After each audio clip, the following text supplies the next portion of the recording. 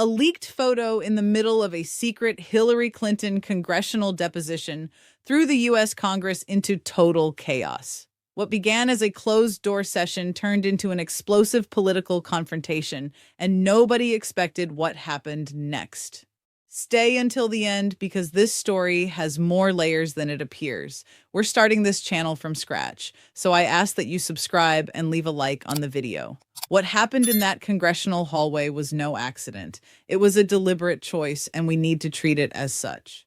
Lauren Boebert, Republican Congresswoman from Colorado, decided to post on Twitter a photograph taken during a deposition that, by institutional definition, was private and confidential. The image showed Hillary Clinton seated alongside her attorneys and committee members. An apparently mundane scene, but one whose context made it deeply problematic. We are not discussing the content of the photo here. We are discussing the principle that was violated. Closed-door depositions exist for solid structural reasons within the American legislative system. They allow testimony to occur without the pressure of a public gallery, without political performance for cameras, and without the risk of contaminating the process with external narratives before the facts are established. When a member of Congress consciously violates this structure, they are not merely breaking a protocol. They are signaling to the country that institutional rules are optional when they serve an immediate political purpose. And what was that purpose? To create a circulating image in conservative media before any real context could be provided. The photo landed on Boebert's Twitter, was absorbed by right-wing channels, and took on a life of its own over the following hours, exactly as planned. There is no naivety here. There is strategy. Clinton's aide was quick to respond. The pause in the deposition was announced as a direct consequence of the leak, and that alone tells us something important. Clinton's team understood that continuing to testify under those conditions would mean feeding a process that had been compromised. That is not a weak reaction. It is a legally prudent one. What Boebert did was turn an institutional process into social media content, and she did it during the deposition, not after. This is not legislative oversight. It is performative sabotage, packaged as conservative activism. And the American Congress deserves better than that, regardless of which party is sitting in the witness chair. When Hillary Clinton returned to that room after the recess, she did not return as a victim. She returned with a concrete proposal, and that completely changes the dynamic of the story. Clinton requested that Committee Chairman James Comer allow the press to observe the remainder of the deposition. Think carefully about what that means. The person being deposed, who theoretically would have every interest in keeping the session closed to control the narrative, was the one who asked for it to be opened. She called the bluff, and Comer said no. That refusal is extraordinarily revealing. If the Republican objective were truly transparency, if the Clinton investigation were about genuine public accountability, opening the doors to the press would have been the obvious answer. Instead, Comer said no. The committee that had just had its closed session violated by one of its own members decided to keep the process opaque, but only on their own terms. This is the core of the contradiction here. Boebert's violation was tolerated or, at minimum, not institutionally punished. Clinton's legitimate request for transparency was rejected. When rules are applied selectively in this way, the process ceases to be investigative and becomes instrumental. The confrontation between Clinton and Comer was not merely a tense exchange of words.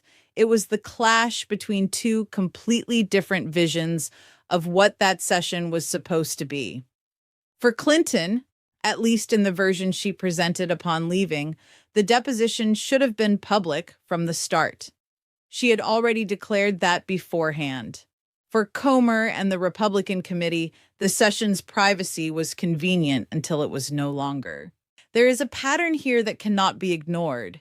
In recent years, we have seen Republican congressional committees use private depositions as tools of political pressure, selectively leaking excerpts, choosing when and for which audience. Boebert's leak is the most crude and least sophisticated version of that pattern, but it belongs to the same family of tactics. Clinton is not a political figure without blemish. She has a history that generated real and legitimate controversies over decades. But what happened at that deposition was not about holding someone accountable for past actions. It was about staging a spectacle. And spectacles do not produce truth, they produce an audience. The Democratic response to this episode brought to light a dimension that goes far beyond Hillary Clinton, Lauren Boebert, or any specific deposition. Democratic members of the committee were quick to point out if Republicans establish the precedent that prominent political figures can be summoned for closed-door depositions and that those depositions can be violated and turned into social media content, then that same mechanism can and should be applied symmetrically. The name that circulated in hallway conversations was Donald Trump. This is not an empty threat. It is institutional logic. Precedents in the U.S. Congress work in both directions. When one party expands oversight tools in creative or aggressive ways, the other party watches, documents, and waits for the moment when the majority shifts. That is the nature of legislative power in a bicameral two-party system. What the Republicans built with this session, regardless of intent, was a model for how to use private depositions as short-term political weapons. And that model now exists. It is documented. It is on the historical record of this Congress. There is a broader question that needs to be stated clearly. What is the U.S. Congress investigating when it summons Hillary Clinton in 2024? What are the concrete, measurable, and institutionally legitimate objectives of this process? Because if the answer is to keep her in the public conversation as a symbol of Democratic corruption ahead of an election cycle, then we are not talking about oversight. We are talking about an electoral campaign financed by the taxpayer. This does not mean political figures should be above accountability processes. Absolutely not. But serious accountability requires procedural seriousness. It requires that the rules be respected by the very members who enforce them. It requires that the privacy of a session be treated as private by everyone involved, or that it be public for everyone from the outset. The Clinton deposition episode is ultimately a portrait of the current state of the U.S. Congress, an institution where norms are instrumentalized, where performance replaces process, and where institutional credibility is repeatedly sacrificed on the altar of immediate political relevance. And as long as that continues, the price will be paid by all Americans, regardless of which party holds power. If this analysis made sense to you, leave a like. It helps the channel keep bringing serious political commentary without empty sensationalism. Subscribe so you don't miss the next videos. And tell me in the comments, do you think the U.S. Congress has completely lost its institutional credibility, or are there still mechanisms capable of correcting course? I want to read your opinion. The real debate starts here.